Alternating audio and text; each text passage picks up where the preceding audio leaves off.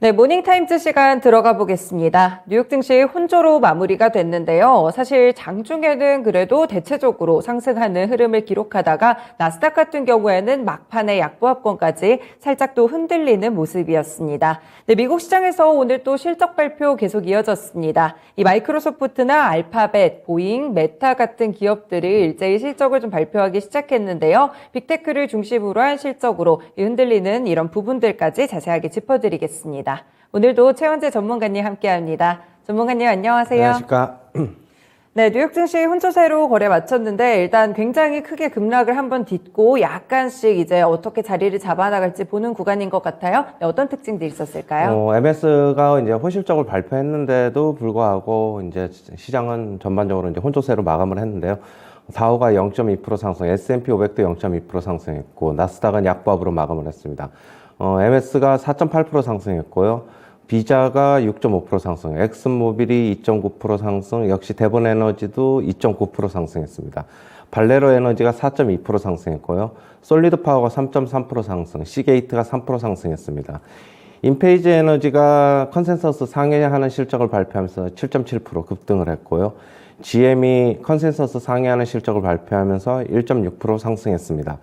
메타 플랫폼스가 실적을 발표했는데 예상의 실적 호조를 기록하면서 지금 시간에서 18% 강세를 나타내고 있고요. 그다음에 퀄컴이 지금 어닝 서프라이즈를 기록하였습니다. 그래서 역시 시간에서 5.5% 정도 상승하고 있습니다. 그리고 톱니는 빅테크 주식이 지금 이 매수기회다라고 얘기를 하고 있습니다. 네, 그렇군요. 확실히 좀 실적 관련 내용들이 대체적으로 줄을 이루는 모습이었습니다. 하나하나 좀 짚어보면서 어떤 기업들이 어떤 실적을 냈고 그리고 어떤 영향을 미칠지를 좀 분석해 보려고 하는데요. 네, 가장 먼저 마이크로소프트가 되지 않을까 싶은데 예상치를 못 웃도는 실적이 나왔습니다. 컨센서스보다도 좀 높았던 것 같고 이 부분 좀 설명을 해주시죠. 어제 이제 그거는 이제 어제 장마감은 이제 발표된 네네. 건데 어제 대충 얘기를 해드렸는데 역시 컨센서스 상회하는 좋은 실적을 발표하면서 주가는 강세를 나타냈고 전반적으로 MS는 실적이 이번 분기에 호실적이 어느 정도 예상이 됐었죠. 네. 지금 애플은 안 좋을 것이라고 예상을 하고 있지만 MS는 어느 정도 괜찮은 실적을 나올 것이라고 예상을 했는데 그거에 부합을 하면서 강세를 나타낸 것으로 보고 있습니다. 네, 그렇군요. 그리고 알파벳 같은 경우에는 사실 좀 기대에 못 미친 실적을 내놨잖아요. 그럼 기술주별로도 이렇게 실적 차별적인 장세가 좀 계속된다고 보시는 건가요? 그렇지요. 저도 그렇게 보고 있는데 네. 알파벳 같은 경우에는 유튜브 쪽에서는 유튜브 광고 매출이 안 좋았기 때문에 네. 안 좋았고 하지만 구글의 매출이나 EPS는 괜찮았어요. 그렇다고 본다면은 어제 어느 정도 한 3% 정도 이제 네네. 오늘 빠졌는데 네. 그렇게 이제 알파벳은 비관적이다 그렇게 볼 수는 없고 2분기 실적 역시 좀 봐야 될 것으로 보고 있습니다. 네, 그렇군요. 2분기까지도 실적을 좀 계속해서 확인을 할 필요가 있는 것 같은데, 이렇게 실적 발표에 따라서 움직이기도 하는데 좀 많이 눈에 띄는 부분이 인페이즈 에너지인 것 같아요. 상승세가 조금 높아가지고, 물론 실적 발표도 있었겠지만 여러 다른 요인도 좀 있었을 것 같거든요. 인페이즈 에너지가 어떤 에너지 업종이고 또 왜 올랐는지 좀 설명 부탁드릴게요. 태양광 업체인데요. 네. 태양광 업체인데 어제 컨센서스 상회하는 실적을 발표한 것은 유럽의 태양광 수요가 이제 증가하면서 호실적을 기록했어요. 네. 지금 매출은 4억 4,100만 달러를 기록했는데 시장 컨센서스는 4억 3,200만 달러로 나와 있었는데 소폭 상회했죠. 그리고 EPS가 79센트를 발표했는데 이제 시장 예상치는 67센트를 소폭 상회했습니다. 전반적으로 재생에너지 업체, 태양광 업체에 조금 이제 앞으로 실적이 그렇다고 본다면은 인페이지 에너지가 스타트를 끊었는데 나머지 네. 업체들도 괜찮지 않을까 좀 그렇게는 보고 있습니다. 그럼 이게 국내 에너지 쪽 신재생 에너지나 태양광 쪽에서도 적용이 되는 말인가요? 지금 OCI나 하나솔루션이 있겠는데 네. 그거는 같이 따라갈지 이거는 좀 예측이 좀 불가능하죠. 인페이지 에너지는 지금 유럽의 태양광 수요가 증가하면서 이제 실적이 좋았는데 OCI나 하나솔루션 유럽 쪽에 그렇게 매출이 많나라는 거는 저도 확인을 해봐야 되는데 그거는 조금 네. 연결짓기에는 그러나 이제 미국 증시에서 태양광 업체들이 이제 태양광 주식이 상승했기 때문에 뭐 일정 부분 긍정적으로 볼 수는 있겠습니다. 아, 네, 그렇군요. 일단 매출 비중 이런 부분들을 확실히 좀 봐야지 어느 정도 영향을 미칠 수 있을지 없을지를 판단을 해볼 수 있겠습니다. 뭐 에너지 이야기가 나와서 그런데 뭐 러시아가 어제 나온 뉴스였지만 폴란드와 불가리아 쪽에서 이제 가스 공급을 중단 결정을 하면서 관련 종목들이 이제 다시 한번 폭등을 했었잖아요. 이런 부분들은 뭐 계속 랠리가 좀 이어질 거라고 보세요? 그동안에 주가 조금 조정받고 네. 쉬었는데 어제 뭐 대부분 뭐 상한가 간 종목들도 굉장히 그쵸. 많았고 네, 네. 그랬는데 뭐 단기적인 모멘텀 구간이라고 봐야 될 것으로 보고 있고 지정학적 리스크 계속적으로 아직까지 뭐 완전히 끝난 게 아니기 때문에 역시 뭐 그쪽으로는 역시 지금 뭐 어떻게 보면은 뭐 뉴스에 의해서 일희일비할 것으로 좀 등락을 거듭할 것으로 보고 있고요.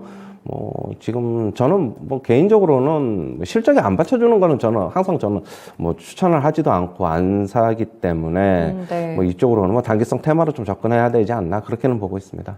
약간 요즘 보면은 한쪽이 오르면 한쪽이 좀 폭락하면서 폭탄 돌리기가 되지 않나 이런 생각이 좀 되고 있는데 아무래도 좀 보수적으로 접근하고 좀 이렇게 테마성인 대응이 필요하다는 것이죠. 네, 단기적인 대응이죠. 예. 네, 그렇군요. 그리고 다시 실적으로 좀 돌아와서 이번에는 자동차 쪽이겠죠? GM입니다. 컨센서스를 상회하는 실적이 발표가 됐는데 어떤 구체적인 내용이 있었을까요? 매출은 소폭 하회를 했는데요. 네. EPS가 컨센서스를 상회했습니다. 2.09달러를 기록했는데 컨센서스는 1.68달러이기 때문에 많이 상회했죠. 네. 그리고 영업이익도 컨센서스를 상회했어요. 영업이익은 40억 달러를 기록을 했는데 컨센서스는 34억 달러이기 때문에 좀 상회했고요. 지금 그리고 가이던스가 중요한데 EPS 가이던스를 기존에 6.25에서 7.25달러에서 6.5달러에서 7.5달러로 상향 조정했습니다. 그걸 가이던스로가 좋게 발표가 되면서 주가는 상승한 것으로 보고 있습니다. 네, 가이던스를 높였다는 거는 그럼 앞으로 이런 매출이나 이런 부분에 대해 좀 자신감을 표출한 건가요? 그렇죠. 그렇게 지금 앞으로 조금 지금 아무래도 공급망이 아무래도 좀 불안정한데 네. 조금 점차 해소될 것으로 보고 조금 상향한 것으로 보고 있습니다. 아니, 상향한 것으로 보고 있습니다. 아, 네, 그렇군요. 반도체 수급난 이 부분에 대해서 이제 공급 차질이 계속이 됐었는데 자동차 업계들도 어느 정도 해소가 될 수 있다고 보는 구간인 것 같아요. 그럼 국내 자동차 종목들도 이제 좀 올라오는 구간인데 마찬가지로 좀 2분기까지 이제 점차 좀 해소되는 국면이라고 보시는 건가요? 지금 조금 올라온 게 아니라 기아는 저점 대비 20% 그쵸. 올라왔어요. 네네. 현대차는 그거에 비해서 상승폭이 좀 적었지만은 그렇고. 이거 앞으로 이제 신차 출고가 많이 이제 적체 지연되고 있는데, 네. 지금 공급망이 조금 이제 뭐 좀 풀릴 것으로 보고 있어가지고 신차 출고가 앞으로도 지연돼 있는 게 빨리빨리 나가면은 매출이 더 늘어날 것이고 순이익도 더 늘어날 것으로는 보고 있습니다.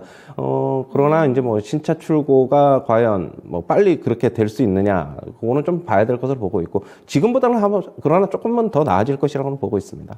그렇군요. 일단 공급이 좀 해소가 되면 수요 자체는 저도 좀 흔들림이 없다 이런 분석들을 몇 가지를 봤던 것 같아요.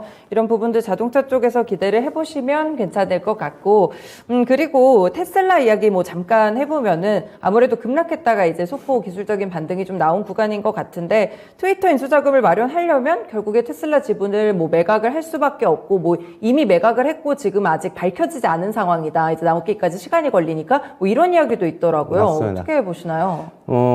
지금 뭐 주식을 매도했는지 안 했는지는 솔직히 모르죠. 아직까지 네, 발표 안 했으니까. 그쵸, 네. 지금 그것 때문에 주가가 좀 많이 좀 하락을 하고 그거에 대한 우려 때문에 그런 건데 저는 일단 머스크가 지금 자금을 가진 게 지금 거의 이제 테슬라 주식이 이제 대부분이다 보니까 그런 네. 우려가 나오는 것으로 보고 있고 네. 지금 시장 전체적으로 뭐 미국 시장 다 안 좋지 않습니까? 지수가 이제 다 안 좋은데 테슬라만 갈 수는 없어요. 근데 지금 테슬라 주식을 가지고 트위터를 인수하기 위해서 은행에서 이제 주식 담보 대출을 받았단 말이에요. 네. 저는 이제 이게 나중에는 지금은 뭐 별로 아니지만은 네.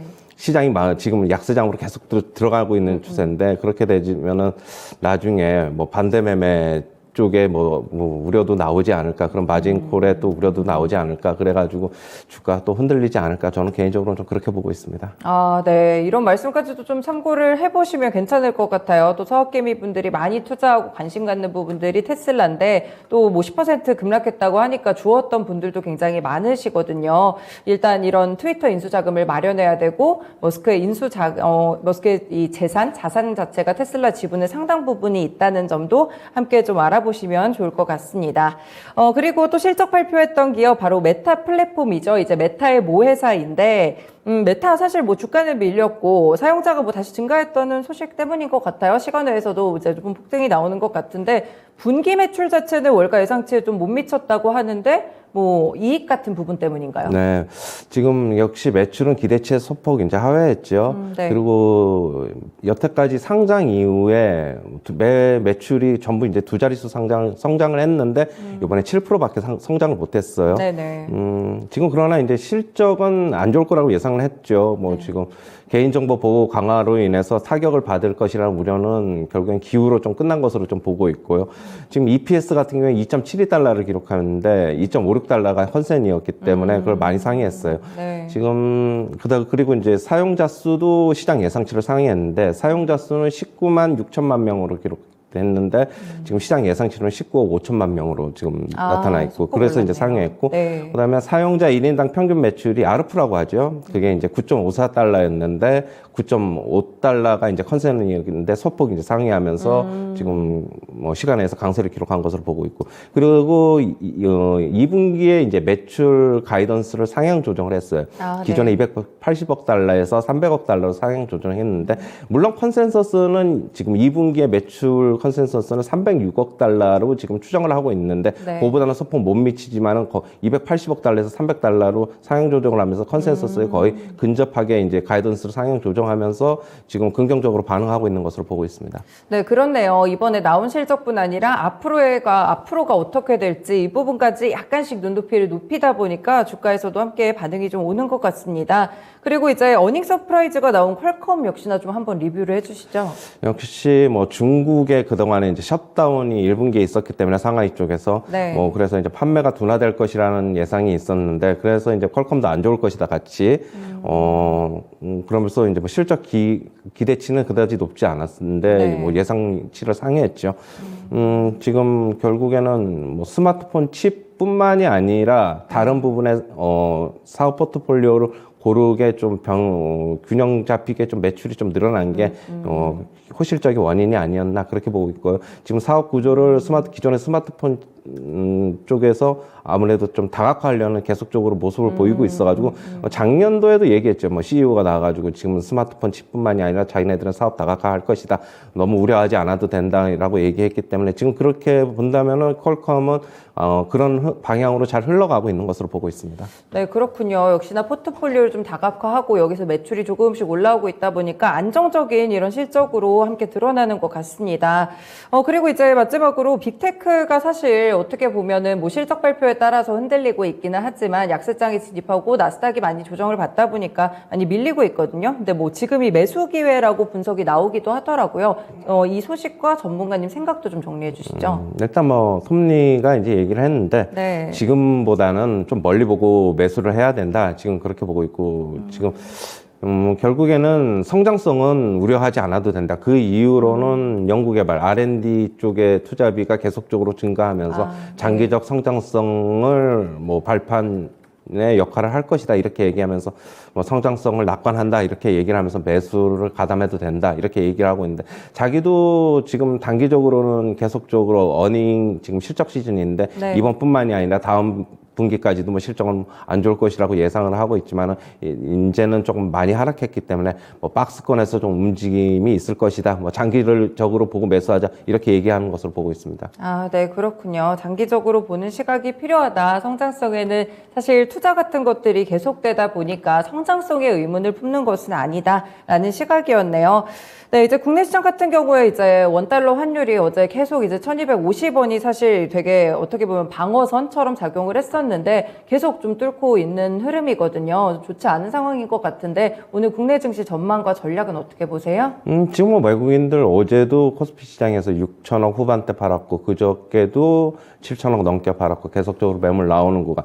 연기금은 받쳐주고 있는데 연기금은 일단은 저번 주 저번 주 목요일에 코스피 지수 상단이 2,730포인트, 정확히는 2,732포인트였는데 그때서부터 조금 산 게 결국에는 울며 겨자 먹기로 조금 물타기식으로 조금 사고 있는 것 같아요. 자기네들도 조금 빨리 탈출을 못했으니까. 그래서 지수 하락폭도 예상보다 적고 좀 그렇게 나오고 있는 것으로 저 개인적으로는 그렇게 보고 있어요. 네네. 원달러 환율은 뭐 아침 방송에서 계속 말씀을 드리는데 원달러 환율 뭐 1,200원, 지금 한국은행에서는 1,300원까지도 용인하려는 제스처를 취하고 있어가지고 어느 정도 좀 더 상승할 것이라고 보고 있습니다.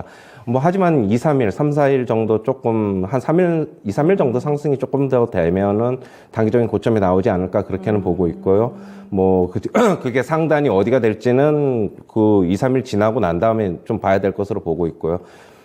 일단 원달러 환율에 대해서 뭐 지금 환율이 높아가지고 외국인 매수 안 들어온다. 그건 뭐 일단 물론은 맞는데 아침 어제 동시효과 방송에서도 얘기했듯이 1,200원 밑으로 내려가도 우리나라 주식시장 큰 폭으로 하락하지 않는 이상 외국인 자금 들어오기 힘들다. 개인적으로는 그렇게 보고 있고 업종별 섹터별로 원달러 환율 수혜로 입을 수 있는 향후의 기업이 그쪽에서 우리나라 수출 관련 기업들이 많으니까 원달러 환율이 상승을 하면서 우리나라 뭐 수출 여건도 그러면 개선이 되고 기업 실적도 좋아질 것인데 그런 종목, 섹터별로는 외국인 자금 들어올 것이다. 하지만 시장 전체를 사는 거는 힘들다. 앞으로 몇 년 동안은 뭐 큰 폭을 빠지지 않으면은 저는 개인적으로 그렇게 보고 있습니다.